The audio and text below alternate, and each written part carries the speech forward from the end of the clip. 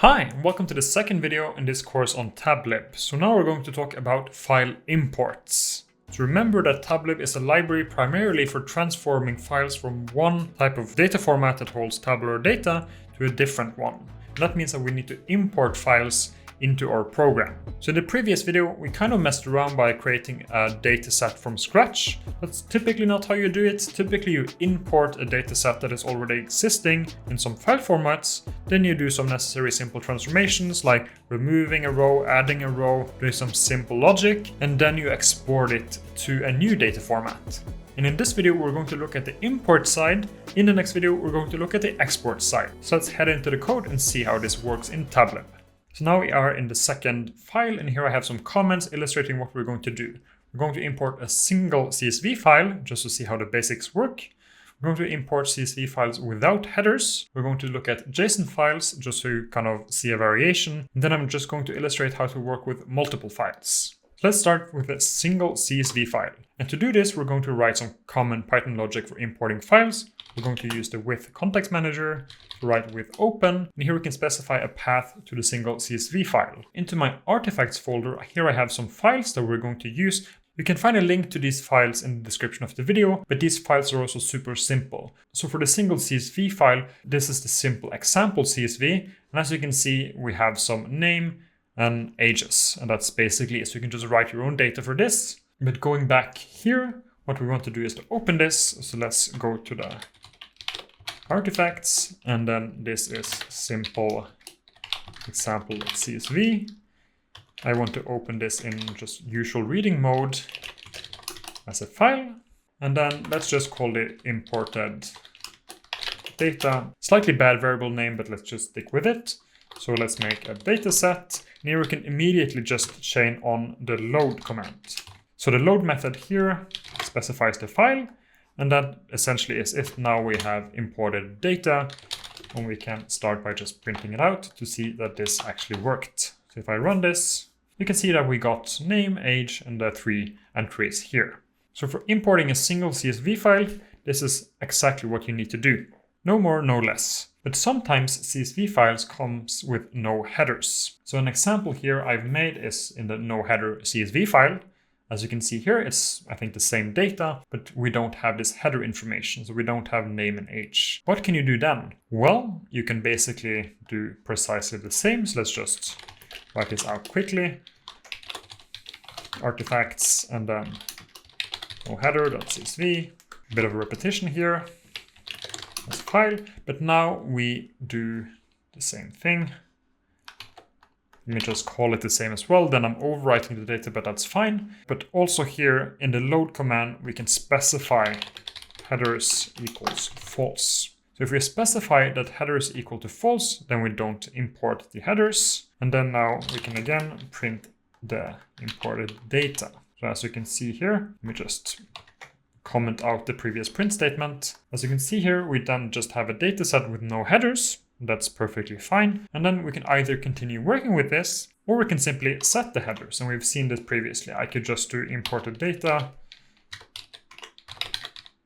headers, and manually just set this to, for instance, name and age. I think makes appropriate sense here. Run it again, and then we have headers. So if your CSV file doesn't have headers, use the header flag here to set this to false. If it do have headers, then you don't need to do anything and just load it in.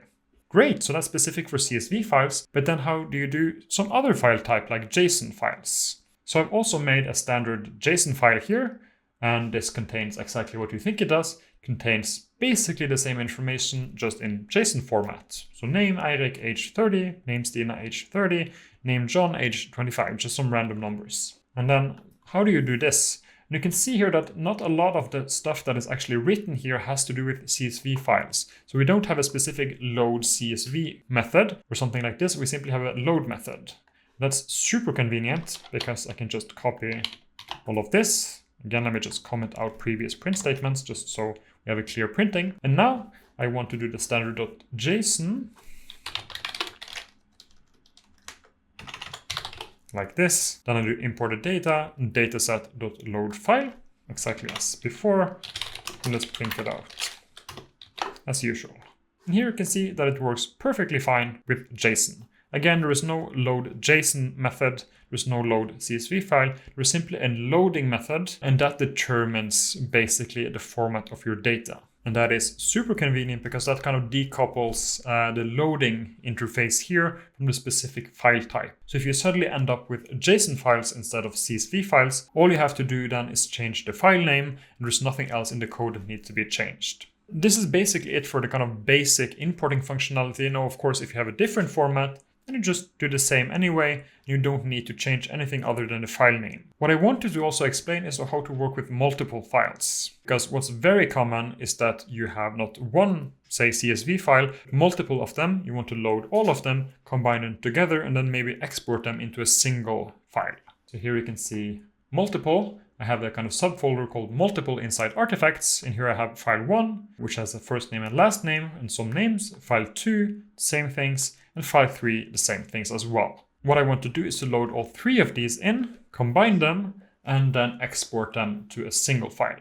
The exporting will have to wait until the next video, but we can do the basic working with multiple files. So what I will then do is to just make a combined dataset. That will be kind of the combination of all of them. In here, I can also just immediately specify headers. Let's call it the same as it was in the file. So I think that was first name. So previously, in the first video, we saw that you can specify headers after creation of a dataset. You can also specify it immediately when you're creating a dataset, like we do here. And now what I want to do is to reach into this kind of subfolder, iterate through this, and kind of bring in all the files. And for that, I need to do some kind of standard Python logic. Here I can, for instance, use the pathlib library. So from pathlib, import path, something like this. You might be very familiar with this or you might not. In any case, I think this is a nice repetition if you've seen it from before. So I'll look at each path in my path. And the path I have here is the path object from pathlib. And then I'll just specify the folder here. So this is artifacts and then multiple like this. And then I can use the method dir. So that's iteration through this directory, meaning that now each of these paths, I think maybe if I stop in the middle here and just print, not print of print, but print of path. If you see this, then it's clearer. Here you have basically all the paths that are in this directory. So this is a common way of doing this in Python. And then you have each of these. So now we can just do with open. Here we have our path. We just want to read this as usual. Just name this as file. Now what you can do is to first create some temp data that you will overwrite for each iteration. This is basically just taking a data set and then loading the file, as we've seen from previously, right? But now we need to kind of add this to the combined file, and then you do the combined here. What we previously saw was like appending, but that's for individual rows. So here we have the append method, but you also have the extend one. And extend is basically just appending multiple times. Just a side note, in some systems, extending by multiple is quicker than kind of for looping and doing many appends. This is not the case in Tablib. If you go to look into the source code, then extend is just implemented as a for loop with append. So really, this is nothing more than using append multiple times, but it's a kind of convenience feature to just do this. And then I'll just extend the combined one with the temporary one. And that's basically it. So now this will loop through 3 times, import each of the data, and then add it kind of to the combined one. So let's just have the combined one here. And then you can see that we got all the first names and all the last names from the files. Of course, now the CSV files have to have the same format. Each of them has to have a first name and a last name column. So this is kind of basically prototype code for how you would work with multiple files. You have them in the same directory. Just using this to combine CSV files and then even exporting it to just a single CSV file is sometimes useful. So that's it for importing files in Tablib. In the next video, we're going to talk about exporting, so the different kind of side of this. Just importing them into your runtime is not super convenient unless you can actually place it somewhere. So we're going to talk about exporting to the different formats that Tablib supports. Thanks a lot for watching as always, and I hope to see you again in the next video.